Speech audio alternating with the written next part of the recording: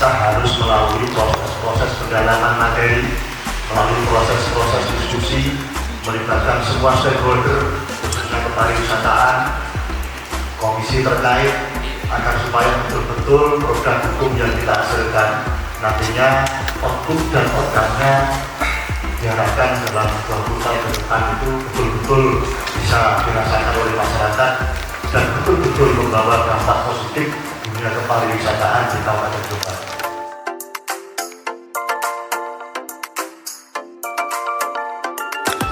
Agenda Bangperda hari ini adalah rapat koordinasi sekaligus paparan terkait dengan naskah akademik Raperda Rencana Induk Pembangunan Kepariwisataan Jombang 2024-2039. Mengingat beberapa waktu yang lalu bahwa Raperda ini sudah nota dari Bupati sudah disampaikan kepada kami DPRD. Tentunya Bangperda punya tugas untuk melakukan harmonisasi, untuk melakukan forum-forum diskusi dengan para pihak stakeholder, dan hari ini kita hadirkan dari bagian hukum, dari Bapeda, lalu kemudian dari tim penyusun naskah akademik dari Universitas Brawijaya Malang, agar supaya kami bisa mendalami, kami bisa mencermati apa-apa materi yang di dalam Raperda ini, draft Raperda ini, sehingga kami bisa melakukan koreksi-koreksi, pendalaman, mungkin menambah masukan-masukan baru, sehingga nanti harapannya bisa menyempurnakan draft yang sudah disusun oleh tim penyusun naskah akademik dari tim Brawijaya Malang. Mungkin beberapa masukan dari anggota ataupun dari pimpinan Bangperda hari ini seperti apa, Pak? Banyak, terkait Raperda. Banyak masukan dari teman-teman anggota dan pimpinan Bangperda.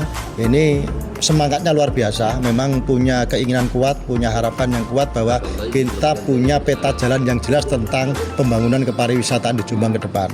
Karena ini adalah potensi yang sangat luar biasa.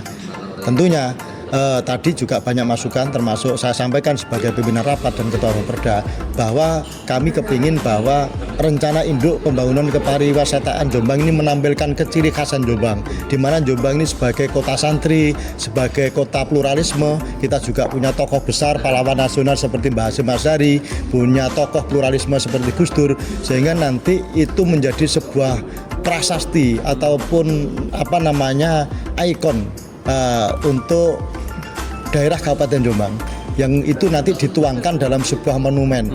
Kita kepingin Jombang ini punya miniatur nasional, punya miniatur pesantren Nusantara, punya yang namanya prasasti Gus Dur itu sebagai pahlawan pluralisme, karena Gus Dur adalah tokoh pluralis yang tidak hanya diakui oleh kalangan warga rakyat Indonesia, tapi bahkan sudah mendunia. Ini yang nantinya ingin diejawantahkan dalam sebuah pembangunan induk kepariwisataan Jombang 15 tahun ke depan. Ya, terakhir Bapak, pentingnya Raperda Rencana Induk Kepariwisataan untuk masyarakat Jombang khususnya seperti apa? Sangat penting, Mas, sebab kali ini kan kita masih kebingungan. Kita akan memulai dari mana, kan begitu. Startingnya kita dalam melakukan kegiatan kepariwisataan Jombang itu dari mana.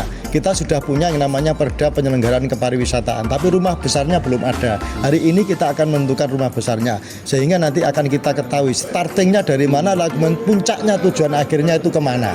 Nah ini sehingga nanti bagi masyarakat sudah bisa membaca, oh di Wonosalam akan ada ini, di Jombang akan ada ini, misalnya di Terong akan ada ini, di Bareng akan ada ini, sehingga para penggiat pariwisata, para pelaku pariwisata itu bisa antisipatif lebih dini. Oh, ke depan 15 tahun ke depan akan ada ini dan sebagainya. Kalau peta jalannya sudah jelas, Mas, saya yakin tumbuh kembangnya pariwisata Jombang ke depan juga akan jelas. Saya kira itu.